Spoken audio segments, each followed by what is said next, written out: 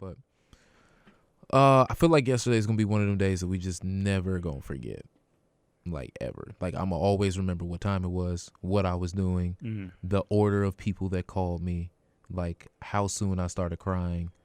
I remember all of that because you literally called me right before I put my phone on Do Not Disturb. Because, before I go into my whole story, how did you find out about the news? Okay, so I came from a tech rehearsal. And tech rehearsal, for those of y'all that don't know, is a rehearsal right before they have a show. So the same show that Jeffrey's team, Young Douglas, had tonight, they had a rehearsal for today's show. Yeah. So it's like early in the morning, and I'm doing another show at UCB that a friend invited me to called Brothers and Sisters that I'm supposed to like write for. Check it out if you're in New York City. It's next week, February 3rd. That's a Thursday? Go ahead and plug. Okay, I'm pretty sure. Next Thursday. I'll find a date for it. I think so. All right. Anyway. February 3rd? Yeah. Is a Monday. Word? I am That's way next off. Monday. What is? He said next week. That's next Monday, brother. But it's okay. So it's that Thursday. So what? I don't know. Yeah. So it's a week from now. Yeah. Okay. Yeah. Okay. Anyway. So yeah. So I was like, all right, let me knock out some sketches for that, right? So I'm writing, and as I'm writing, periodically, like I peek at my phone, and young lady on Facebook is like, damn, R.I.P. Kobe, shake him, SMH. And I'm just kind of like, no, like, because you know how when, like somebody who doesn't know a subject kind of, like, tries to talk on a subject. Yeah. And you just like, yeah, nah, I don't believe you. So it was one of those things. Like, I've never seen her post anything about sports or basketball in particular. So I was like, okay, this is one of those, Eddie Murphy died. And you're like, bruh. Yeah, like how they try to kill Jackie Chan every year type of thing. Yeah. That's always got to post a picture, guys. I'm alive. I'm on set right now. So I was just like, man, I just saw Kobe, like, on, dapping up LeBron and, bigging up LeBron when he passed him and everything like that. He just posted about it last night. Right. So I'm like, all right, let me Google it or whatever. And then I see TMZ post. I'm still like, nah. And then as like I'm scrolling down, I see like MSNBC and just some more credible like, news sites, and I'm just like, I just couldn't believe it. I mean, I was like, I called you, because I'm like, man, if anybody would know, Melvin would know. And like I was just hitting up my cousins, and I got a couple cousins who are like huge Kobe fans and everything. I mean, it's just a tough thing because it's like, again, like this is somebody like you grew up with, Yeah. And it really feels like, I mean, and I guess it's just a reminder that, nothing's ever promised. The next day is never promised, right? You just gotta live life to the fullest and enjoy each day as it comes. Yeah. But for sure, like, Kobe was one of those dudes that, like, just the way you see Bill Russell looking all smooth and everything like that, waving, Bill Russell. That's like, what we all expected. Right. To be it's just like, I was going to be 40 years from now, telling my son or my daughter, like, hey, man, that was a bad dude. You need to look up some clips or whatever. Right, yeah. It's like, I was having this conversation with my roommate. Did you see the picture of Jack Nicholson at the latest Lakers game? No. He looks bad. Looks real bad. Like, I mean, like he might not be around. Nobody's taking it good. Like, I mean. Well, no. I'm saying in general in terms of like how he looks. It looks like, he might not be here type of bad. I got you. Yeah. And the fact that this is now a conversation to be like, he's still here. Yeah. And that's no disrespect to Jack Nicholson whatsoever. It's just like optics wise, brother, you don't look like you have. I mean, it's like we were saying earlier. Lamar Odom is here. Yeah, and that's all due respect to Lamar Odom. I love Lamar Odom. Yeah. But it's like after all the stuff that he went through, right? It's crazy. That lets you know the randomness of life. Kind of similar to what you were just saying. That like you don't know. I said Shannon Sharp said it best when he was like, everybody got one appointment that you can't cancel. Yeah, I mean, I say that to Lamar Odom thing, not to like knock or Not like at all. you I'm know not trying Lamar to Odom or I'm anything not like knocking that. no 'Cause Laker here or no person like that except Trump. He had a post earlier, kind of like alluding to it, but it's just like, man, he was doing a lot of substances that no one should be doing, and he's had a lot of like rehab stints and a lot of like he's had some close brushes with not being here as well. Right, and I know I've heard stories where it's like Kobe like tried to talk to him and help him out and everything like that, and different teammates and things, but it's just like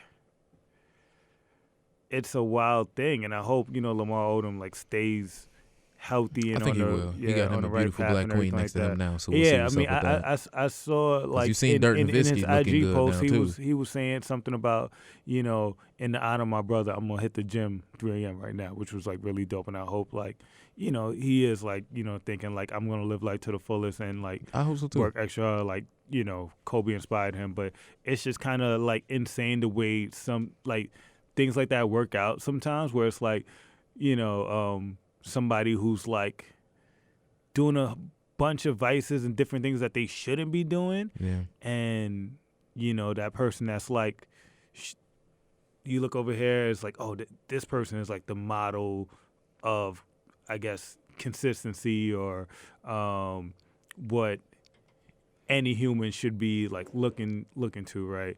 And they get snatched, like it's just like expectations. No, like, it's never know. It's crazy. It's crazy. I snatched too early. I found out because I was about to do some laundry and then go to the gym because I was like tapping into my mama. Been a little bit of a funk, obviously, as we've like talked about before, and I've just been like, all right, I'm about to tap into my mamba mentality, get myself together, get myself going. And I was like, all right, I'm finna do some laundry, finna go hit the gym, blah, blah, blah, come back, do all the stuff I got to do.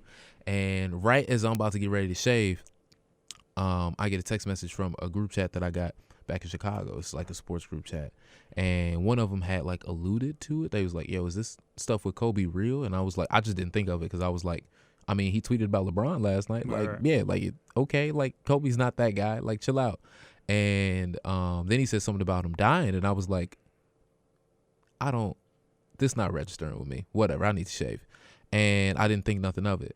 And then one of my very good friends, an old ex of mine, called me. The last time, and she called me and she said, have you checked social media? And the last time she called me and said that was when I had to go and Google what was happening, or go on Twitter and search what was happening with Nipsey Hussle. So immediately in my head, I was like, every time you call me, you say this is not good. Yeah, this is not good. So I didn't even think to put it two and two together yet. Did you be like, so hey, don't call me no more? Hey, high key, I might have to send that text. Like, but I was just like next time or something. Right, I don't want to speak to you. Right, but she was like, yo, just go on Twitter and then call me back. And I went on Twitter, and like the rest of my day just immediately went out the window because like I went to my room. Immediately put on my sweatshirt, and that's when you called me. As soon as you called me, it was like, is this? I was already, and you heard it in my voice, that I was already like, bro, I can't right now. I can't right now. You called me.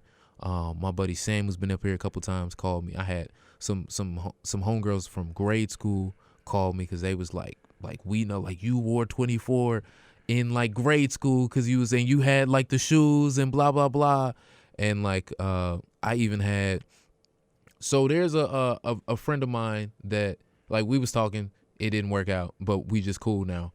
And I remember for Kobe's last game, I was living up in the Heights, and I didn't have cable, and I was sick because I'm like trying to go and torrent any website I can to be able to find it, and I couldn't do it. I'm just sitting there depressed, like trying to refresh my timeline, being like, yo, is somebody gonna put the link on Facebook? Like, somebody, come on, y'all put the movies on there all the time. Put this on there, and I had just FaceTimed, and I was just like, I'm sick, I can't watch it, blah, blah, blah. And she was like, you know what? You just watch it right here. She just like turned the computer to the TV to watch, and I just got to watch the rest of the game from it right there. And even she called me and was like, Melvin, how you doing? And I just immediately broke. Yeah. I had left my place at that point in time. I was walking to like the closest park that had a basketball court because I just wanted to sit and just be like, this is not real, this is not real, this is not real. And My brother even called me, and he heard it in my voice, and he was like, "Oh, you need an hour. I'll call you back later." Like, because I know you know now, so I'm a Yeah. And when she called me and just started talking, I just like completely broke. I couldn't believe it. I was just like at a loss for words. The main reason that I know like right now I'm able to hold it in and not cry is just because I cried so much in the past 24 hours. My face still hurt, and I'm like I'm tired of it. I can't even do it. I can't even do it. But I haven't been able to like watch. I tried to watch some of the Doc River interview where he was talking about it. Within the first 20 seconds, I broke down. Man, I started watching Trey Young talk about it, broke down. So watch some of the Tracy McGrady, broke. Stephen A, broke. I can't do it. I want to watch the T-Mac too because that's my dude, and I know like they were like brothers, you know. I got within the first 15 seconds, and I was like, can't do this. It's tough, but like honestly, like I feel like crying is good, especially like a good cry. It's like it's healthy to get those emotions and those feelings out. I feel, you know, especially like dudes. Sometimes it's like you've been taught like, oh, yo, keep that in, man. Don't. Yeah. You know. What's funny is my whole. Like, sometimes it comes out in negative ways. Oh, for sure. If you don't, and that's why it's more cathartic now. To be able to cry and get it out at this point, because like I remember growing up, like I used to want to cry, but always like I would, but would always be like man, it's okay, like whatever, like I'm fine, all of that, right. And then I don't know what happened, but like ever since Nipsey passed away, because that was the first one that like hit me that deep, where it was like this is somebody that I like was a hero of mine, right? Ever since that, I've just been like, oh, I don't care anymore. Like I'll be in the movie theater. Like when we was watching Terminator, when the blonde haired chick with the short haircut sacrificed herself, I had 2 tears falling, and I was like, you know what? 2 years ago, I'd have been like, hey man, quit being a little blah blah blah and all of that. No, and now I'm just like, bro, this movie's good.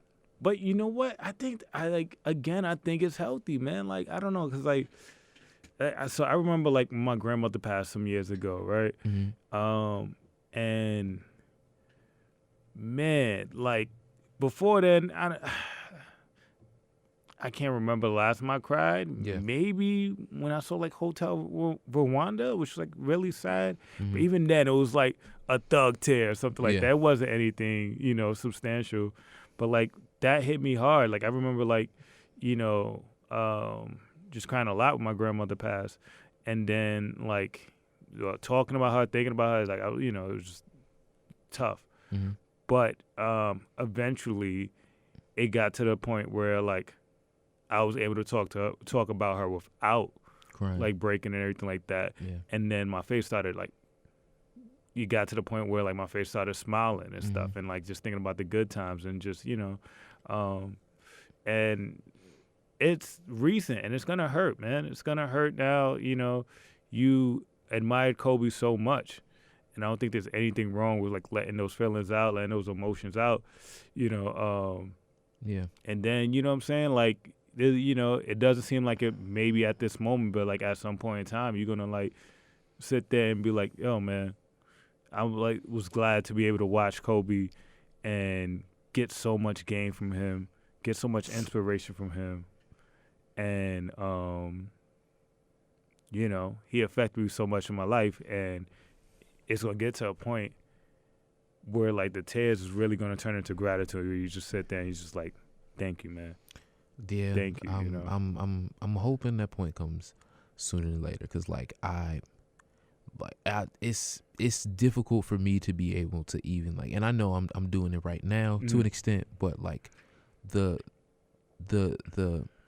magnitude of, like, who Kobe was to me, and the fact that I even gotta say was, like, the magnitude of like who he is to me in my life is just like, I can't even quantify it. Like, there's no way to be able to describe it, because like, say for example, there's a lot of things that like some people don't know. Here's one thing that like people won't know, right? And I'm gonna tell this full story one day on like my YouTube channel after I saw my big deal and all that stuff. Hey, what's your YouTube channel, man? It's my name, Melvin Taylor II. They can find me on YouTube. Okay.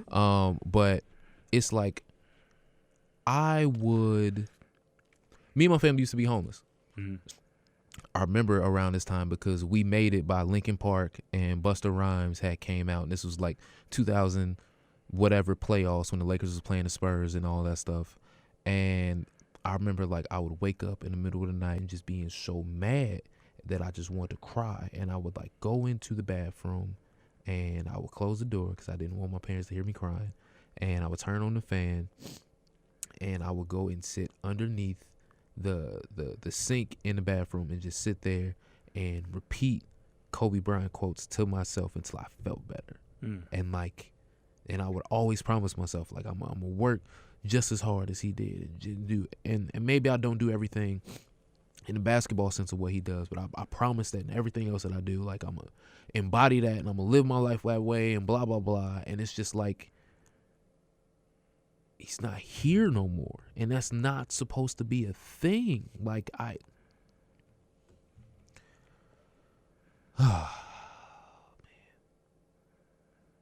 don't even know.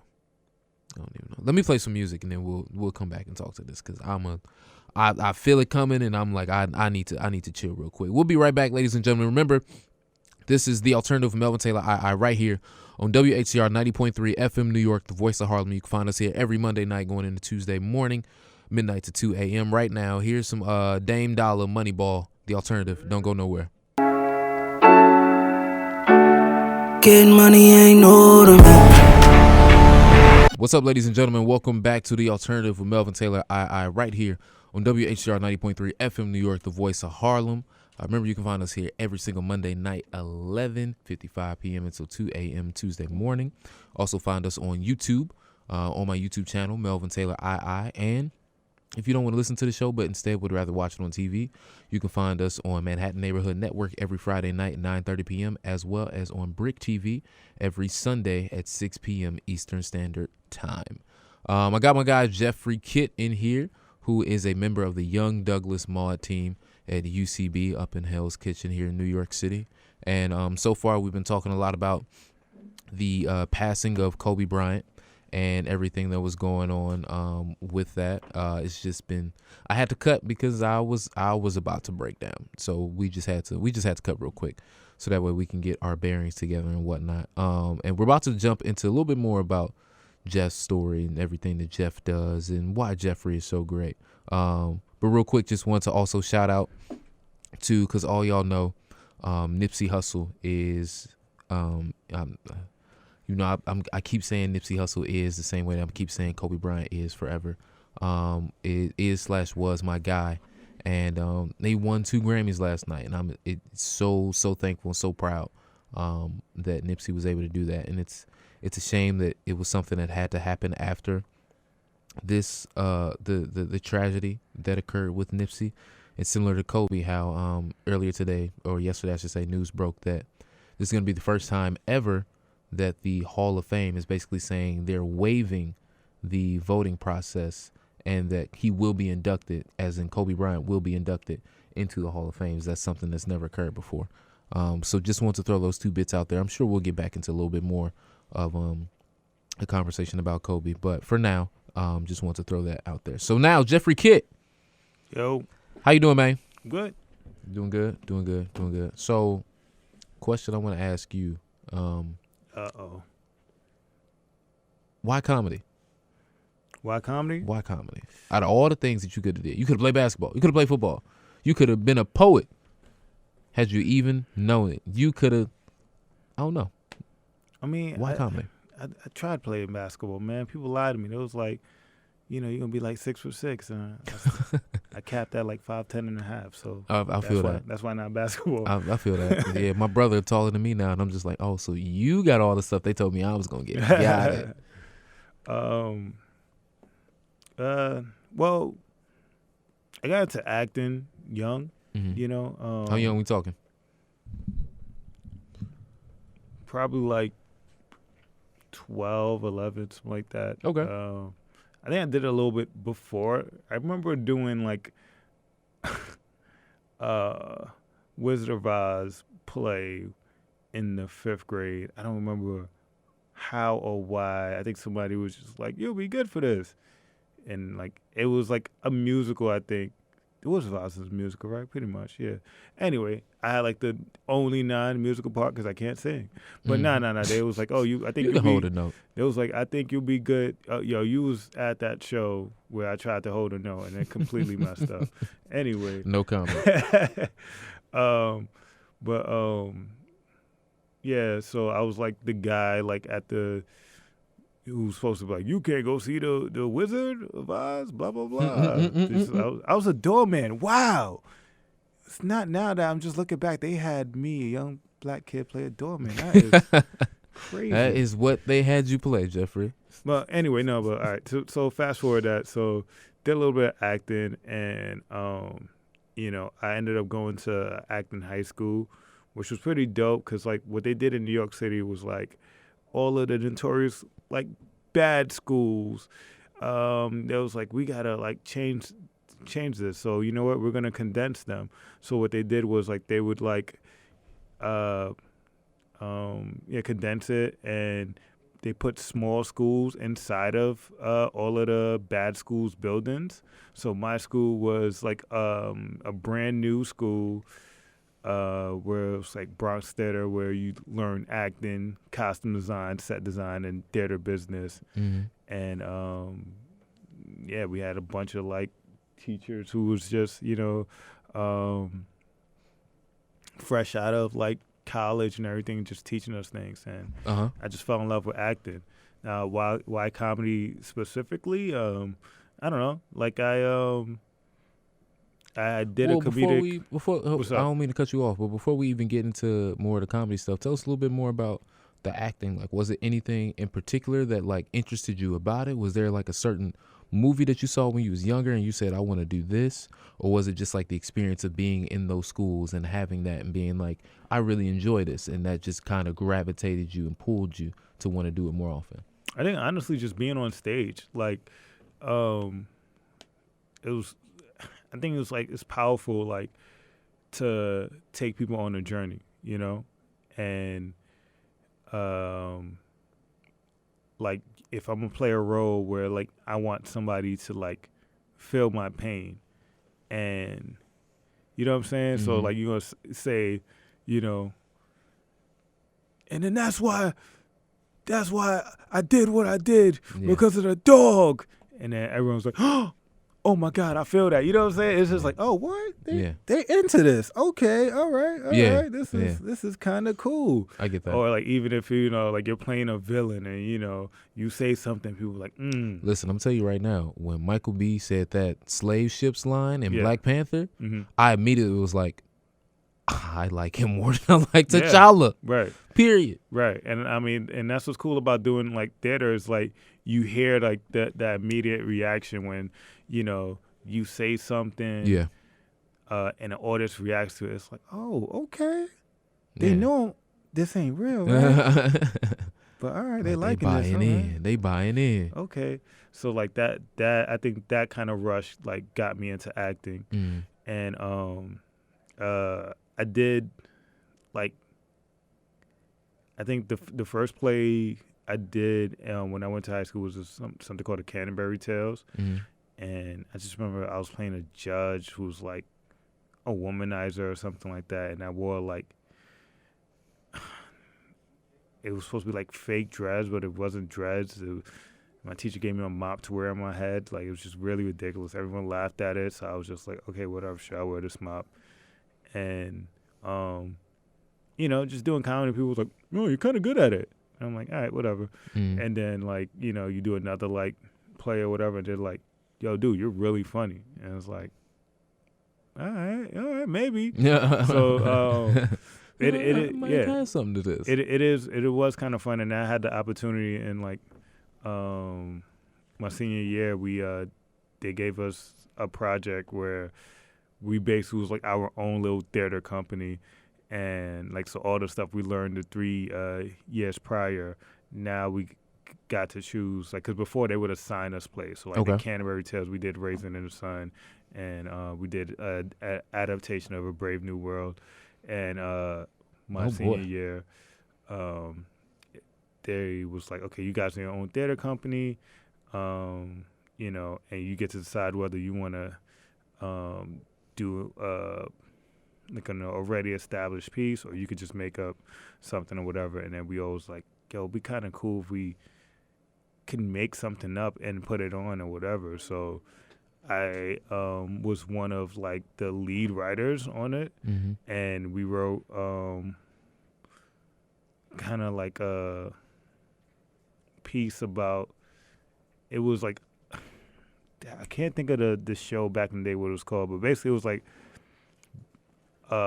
play within a play type of thing. It's like, but it was like a sitcom within a sitcom kind of thing, and that was pretty fun. I got to be like really silly and everything like that. But that's how I got into comedy, just like doing things like that, and just the rush of like, you know, the crowd and just people going, man, you really funny. Oh, that was really, you know, that was really good. Yeah. And then one of my acting teachers, I remember like about to like graduate high school, she was just like, you need to check out this place called UCB.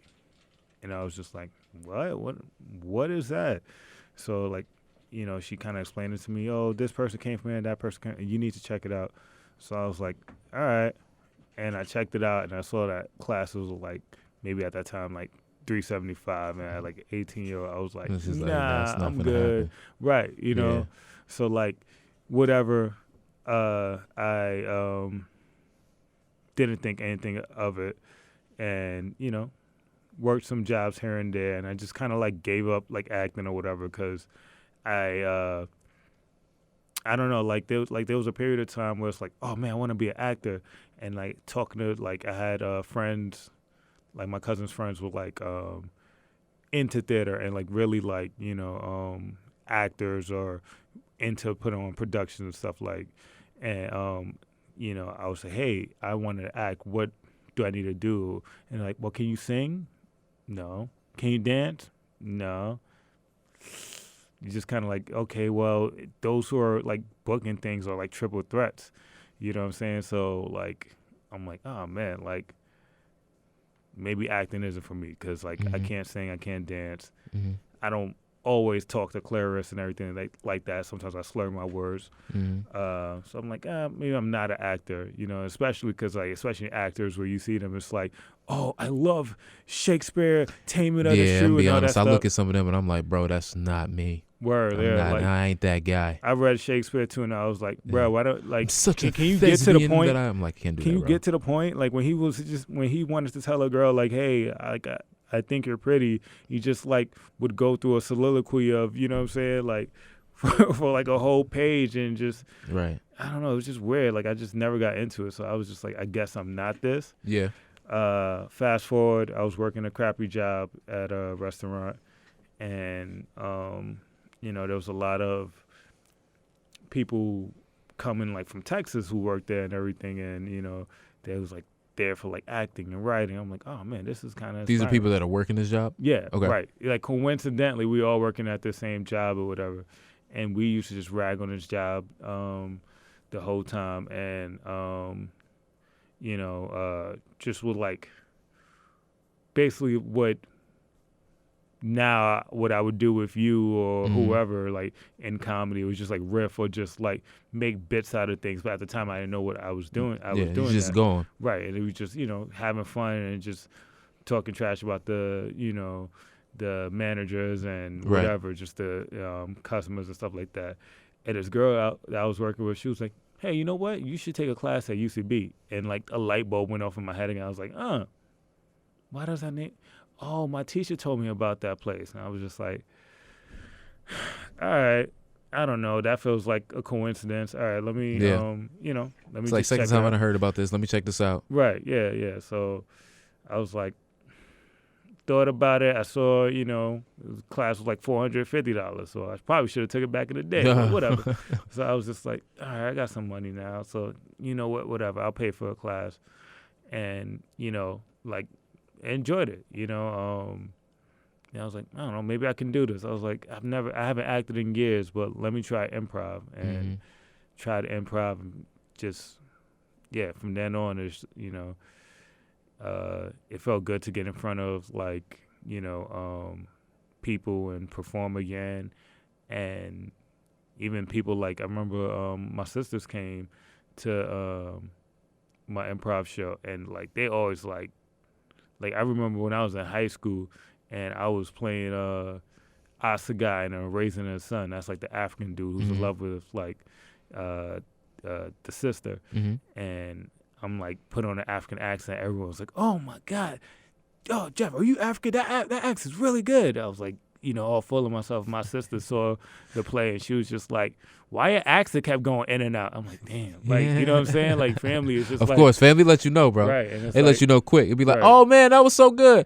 Hey man, I'll be honest with you, bro. That was trash. Right. You could do better. You could do better. So like those was like always like kind of like the barometers and stuff. And like my sister like saw my improv show and was like, "That was really good."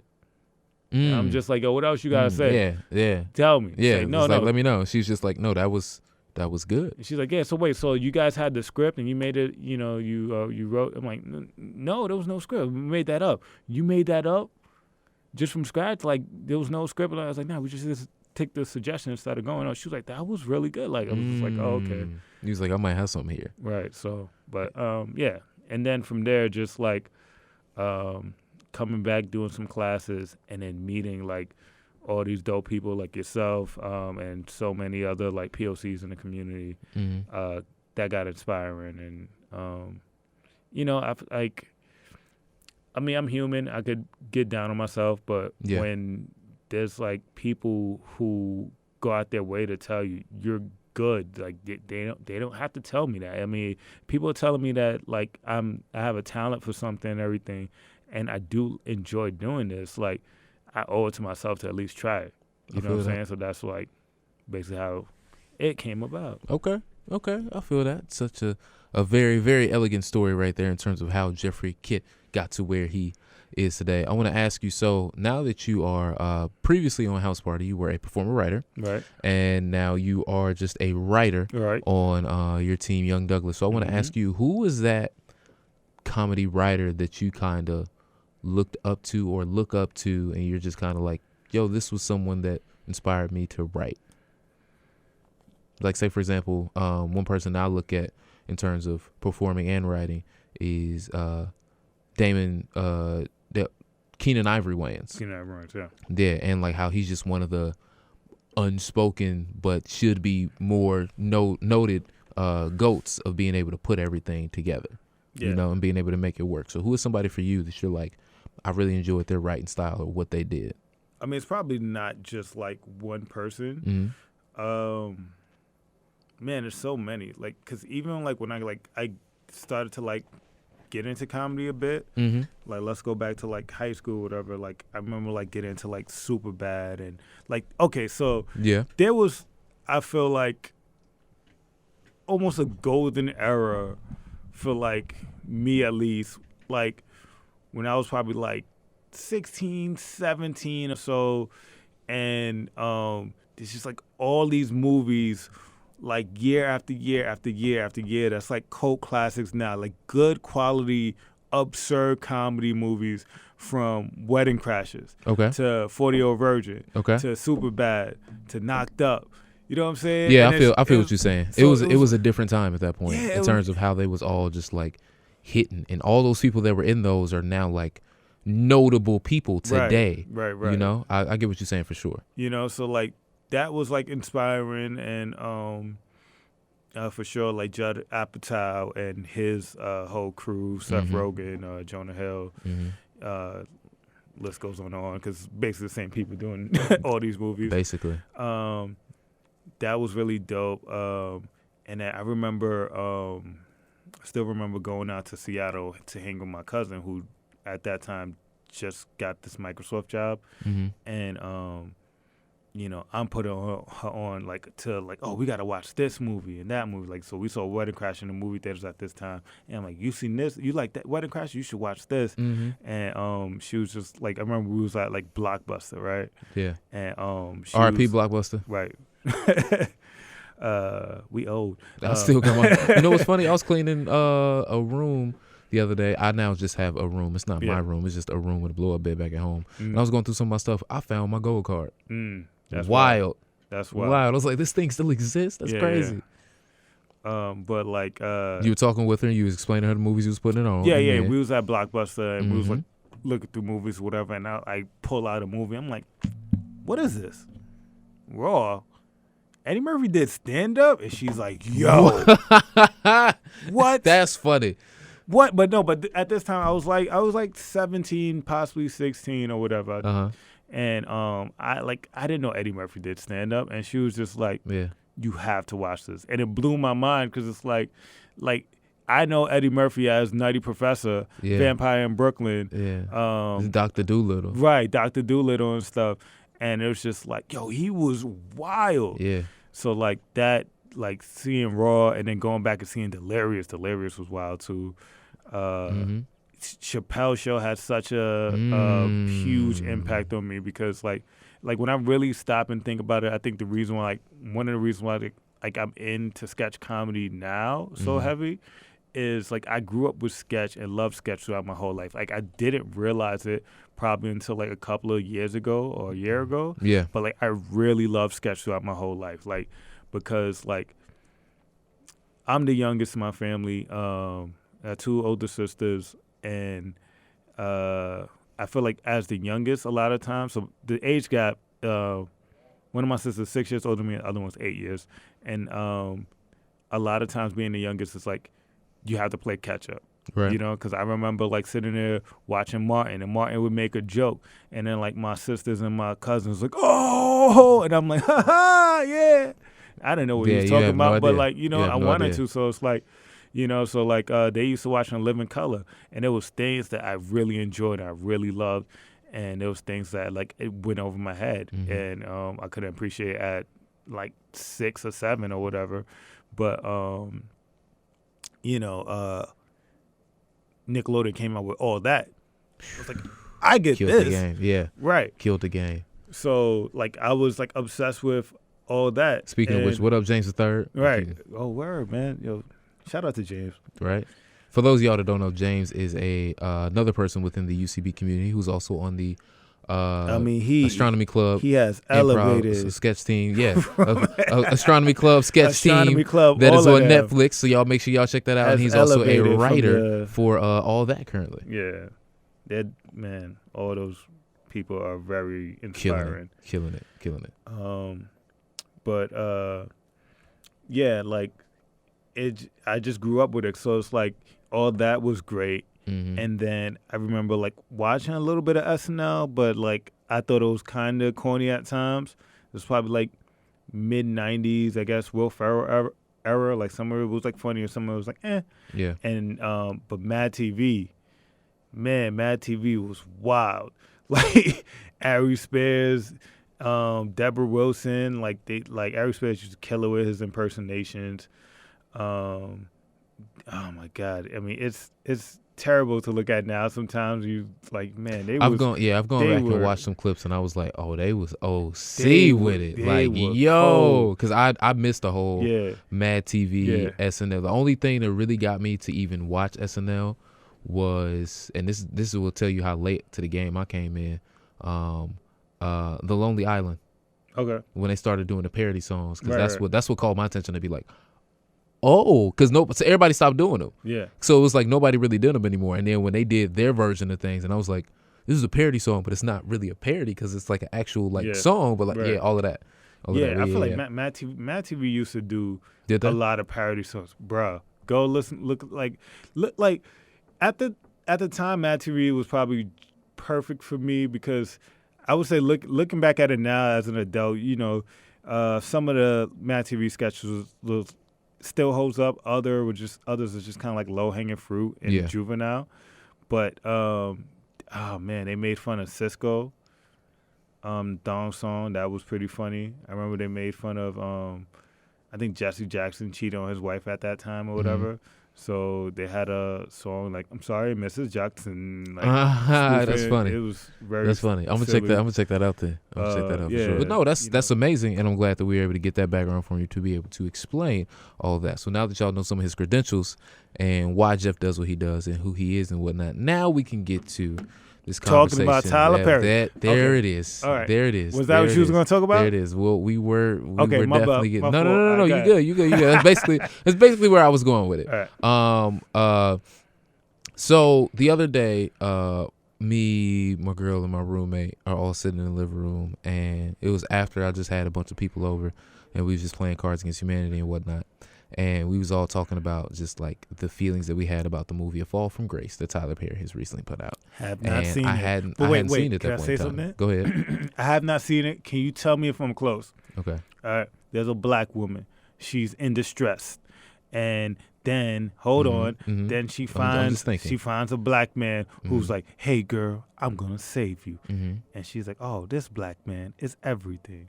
They start dating or marriage or whatever, and then on the drop of a dime, I don't know, maybe she didn't put enough peanut butter on his peanut butter and jelly sandwich. He gets abusive and screams at her, and she's all in distress now.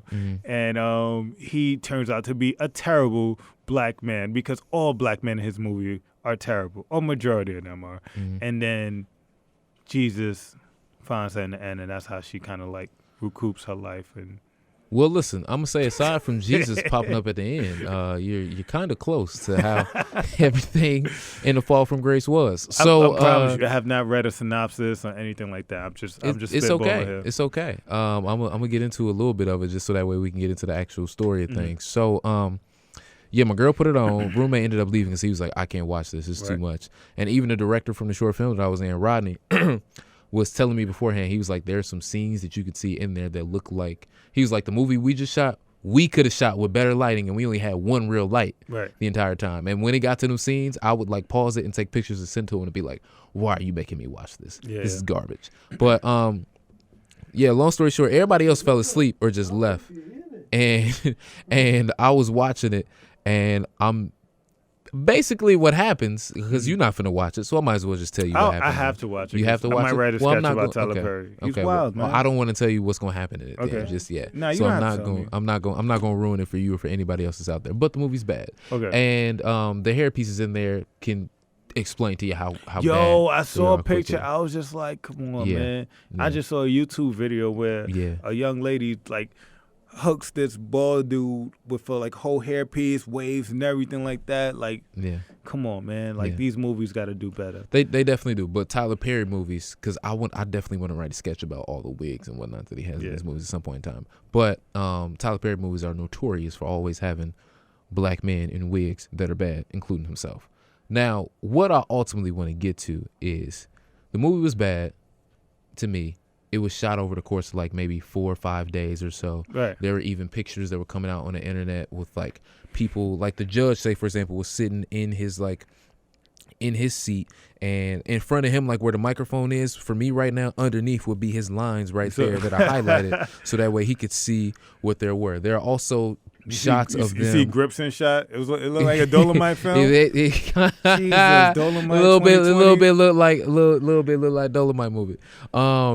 And there's like a scene where they're sitting in a coffee shop and they're talking, and the dude that's in the background in the coffee shop or in the diner is literally eating air. He's eating air, and then at points in time he's looking into the camera directly. And I'm like, bro, what is going on? Or there are different points where there's a certain woman in the movie who is in jail, and her wig in different shots, it's in different places. Right, and I'm like, wild. What's going on? So ultimately, now here's what I want to get to. The conversation that we were having earlier was that, or at least the point that I was making before, I would love for us to be in a place where we could just say it's just a Tyler Perry movie. The same way that we can say it's an Adam Sandler movie. Well, I think we're getting there. And I mean, I think that's always like the hard thing, right? It's because it's like a lot of like black creators, like even like Spike Lee. Spike Lee dumped on Tyler Perry for years, and like he has a point, but it's like also we shouldn't be like crapping on each other. We should be like building each other up. But again, even though I just kind of crapped on Tyler Perry, but like I mean, I did more than you, so you okay? Nah, but you know, I mean, like just like how you just said, like, you know, we're eclectic, you know what I'm saying? And I think it's getting to a point where Tyler Perry isn't the standard of black films. You have Lena Waithe, who is just tremendous. She was Black just writer. in the news as well for some things that occurred. Okay, all right. Let's talk about movies real quick. So, I haven't seen Queen and Slim yet, though. it's good. I enjoyed it. Okay. I've heard mixed things. Waves. Yeah. Oh my God! How was Waves? I did not see that. Waves was good. It Oh was no! you know what it is? Okay, here's the thing.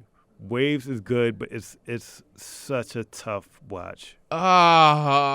Wait. Did Sterling K. Brown body the black dad who was my son is going to be amazing in sports? Blah blah. Tell me he did a good job at that. Sterling K. Brown always does a great job. So then I know why what you're saying because I can picture. So like as good of an actor as Sterling K. Brown is to be able to do different things. Mm-hmm. When I saw him in the trailer going to play this role and be like, this is the role he's playing, I was like, I don't want to watch this because I'm scared of how good he's going to be at doing this. Well, the problem when I say like if he has like hesitancy in my voice is not that the fact that the acting wasn't good. It's actually the acting was really good, but it's like it's just a tough story to watch. Okay. You know? Yeah. You saw Uncut Gems? I did. Right. I did. And you know how like tense at point where like you're just like, oh I was my, just on the edge. oh like, my God, like what's happening? Right, what's happening? What's happening? It's like one of those, and not to spoil it, but like you know, for me personally, I know you may feel this way too. Like I root for like the black characters, right? It's the black protagonists. Like I root for them. I you know, I want to see them do well. And one of the characters kind of like just goes completely downhill, and it's tough to kind of like watch that journey. Yeah. And you know, I mean, I guess it's like it's good acting and like you know, like it's a gripping movie, but at the same time, you like no, and it's like heartbreaking to see this thing happens. But it's a good movie. But would you rather have, and this even gets back to the larger point, and I think the bigger overall point that we were going to get to is that it's so important for us to be able to have these stories and see these stories on screen because, quite frankly, you fell asleep while watching Just Mercy. And the reason that you fell asleep while watching Just Mercy is because how many times have we seen? Okay, yes, you did say that. Yes, you were tired. Yeah. However, it's because we've seen the iteration of this story repeatedly, where it's like black people been struggling. We've been struggling for the longest. We always going through it. Something always happening, and history's always connected to it. So, and go ahead. I don't mind to see a movie where black people struggling. I'm just tired of seeing black people struggling in slavery. I'm tired of seeing black people struggling in the civil rights movement. You know, like there's so many different stories to tell. They struggled in the 5 Heartbeats. Love that movie. It's like you know, even though we've kind of done the well, that's not really a biopic. It was more like it was fictional and everything like that. But we've done like the biopics to death as well. Yeah. But like, there's just more stories out there. There's more stuff to tell. Can we have diversification within the telling of our stories? Get Out. My man was struggling and everything. Like, I mean, it was a horror movie, you know. But it's just like it's a different story. Like, you know, can we get a 2020 Love Jones? You know what I'm saying? Like, I'm just that'd be like, dope. There's just more stories to tell than, you know what, black people were slaves. You know what, civil rights movement was hard. Yeah, and a lot of people got put in jail. Yeah, and like the hoses were turned on us, and it's like, I don't know. I think just for me, like, cause it's just tough. Like, you know, I remember, and again, I'm from the Bronx, so it's like I'm not gonna say like I was the only black person in, you know, my classes, but like a lot of times. Yeah, I know. Like, I mean, I'm fortunate. I grew up in like, you know, with some diversity and everything, but still, like, you know, there's a lot of Hispanic people in my class, and I just remember like specifically like when it's like, you know, a teacher's like, we're gonna talk about a tough time in our country's history. Okay, I know if anyone needs a moment to leave the class, we're gonna talk about slavery, and it's showing like scenes from like Amistad of somebody getting whipped or whatever. Give us free, right? And people like turning slowly to you and then see it and like, Yeah, Like, I'm not a slave, right? You don't like. I'm gonna tell you, being the only black dude in a class full of white people, and you talking about slavery, bruh, it's a unique experience. I'll give it to you on that one. It's like, and then yeah. I mean, I don't want to go into this deep conversation, but we don't. I'm gonna switch it in a second. No. I just want to touch on something real quick. Again, like, because where I'm from, you had people who might have looked like me but didn't identify as being black because, pretty much they spoke a different language, right? So it's like, I think part of that is because, sometimes some people from the Spanish-speaking countries,